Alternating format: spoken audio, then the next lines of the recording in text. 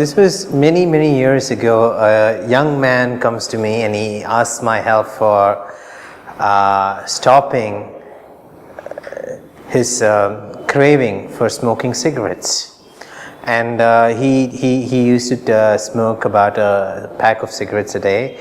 And he said he started smoking because he thought that it's not an addiction, he can stop whenever he wants. And this is the elusive nature of most habits, is that it makes the person feel like it's not really in control of them, and by the time they realize that they are not in control anymore, it's almost very late, it's too late. So when he came to me asking help to quit smoking, I did something very simple. I helped him go into a nice deep altered state, and I told him a story about a horse. I told him a story about this horse where it's a very young, sturdy horse that is beautiful and good in every way, but then it has one bad habit, that when it is walking in the ground, it would see grass, and when it's walking, it would eat the grass as it is walking, and that would strain the neck of the horse a bit. And as I was telling the story, I was building a deep connection, association between him and the horse. And I could see that because when I said, and then the horse moved forward, I would notice his legs move as if he is moving forward. And at that point in the story, when I know that he's made a one-to-one connection between him and the horse, I also know that his unconscious mind has made a one-to-one connection between the smoking and the grass. So I continued the story. I went and I told about how as the horse kept walking and growing and became a big horse, and one day it was running this race and it was running fast, and as it was running, the land changed, and there appeared a patch in the ground where there was some grass, and the horse, as it was running fast, it started to eat the grass and it put a strain on the neck. It tumbled, it fell down, the neck snapped, and the horse died. And I let a long pause, and as I said that, I felt a little jerk in his body, and then I woke him up from the trance he was in. I told him, come see me after a month, and as predicted, in that month he had actually stopped smoking by himself. Now, this is how I do most of what I do, is when people have a problem, I find out what story do I have to narrate, and in what specific way should I narrate that story to get that person to change their behaviors. And when I do this stuff, the person doesn't know that I'm doing this to help them change consciously, but then there is this change process that's initiated, and over the weeks and the months it shows up in their life. Now, I'm not the first one to do this, right? Because throughout history, you hear about great figures. You hear about Buddha, you hear about different people where they tell so many stories. And these stories were not educational tools, they were transformational tools. They were said to one individual in a particular setting to change the nature of that person, to change their priorities, to teach them new things. Now, it was not only Buddha or the famous figures from history who have told stories. If you think carefully, actually the grandparents in our life play such an important role in developing our values, our culture, because they are gifted over a period of years. They have seen the impact of character on society. They've seen how a small trait in a young boy leads to a danger when he is a big man. So there is this assimilation of wisdom that is seen generations, the second and third generation.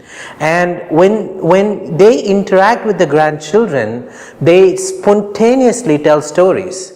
Now, consciously, the grandparents don't know why they're saying the stories they're saying. That's not how we are designed. We do a lot of things we don't know why. But the grandparent is telling the story, and that is having an impact on the child. It is an integral part of human evolution. In villages, we used to have this environment where people would gather and tell stories. That's how they pass on wisdom from one generation to another generation. These days, what do we have? We have families that are separated from grandparents. So the children have to now learn values and wisdom from the society, from the children they interact with, and most importantly, from the stories they watch on TV, the stories they read on books, the stories that their friends are telling them. Now, we don't even know that stories have such an impact in our character, in our behavior, in who we become. So what happens is we don't filter, we don't think, what impact is this story going to have on this person? Is it going to help them become a genius, or is it going to make them a fool who's wasting time, money, and getting spoiled? And the danger is these changes happen so slowly that it is sometimes not even visible. When we don't know that the stories we hear, the materials we read can impact our character, we think nobody can change me. What happens is we become vulnerable. We become vulnerable to randomness, to the things that people create is going to determine the quality of our life.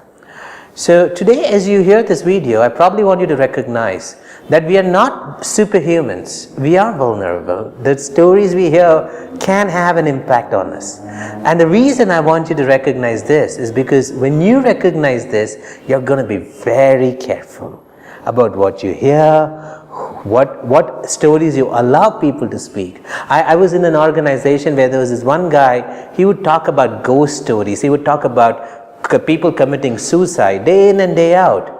What impact is it going to have on the team members? So I met him and Dave asked me to help evolve this organization. I found out that this guy is talking nonsense stories. I told him, why do you do this? And he said, just having fun. I said, it's never fun. You are actually impacting the performance of the team members in your organization. So when team members have chit chat, the stories they tell each other can actually impact how much morale they have in the organization. It happens slowly.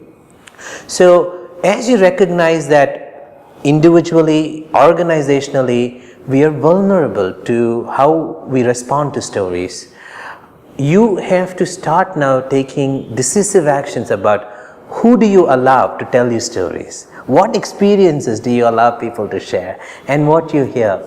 I think in the book Blink, Malcolm Gladwell talks about an experiment. They take students who are equally prepared well for an examination, and before one guy goes for the exam, they tell him stories of how people forget just before the exam. And then to another boy, they tell stories of how when people are writing the exam, everything comes automatically. And as predicted, the guy to whom the stories of forgetting was said, he forgot. When he was about to write the exam, he forgot the answers. And the other boy remembered even more than what he thought he could remember. So it's time to choose. You have to recognize it's a slow poison, or it could be a slow miracle. That choice is yours. You have to know that these things have effect on us, even if we don't know it is affecting us. So as you listen to this, probably you're going to think about the people in your life, who you want to avoid, and what you want to avoid, what you want to watch, and likewise for the people you care about. So hope this is helpful. I will see you again soon in the next video.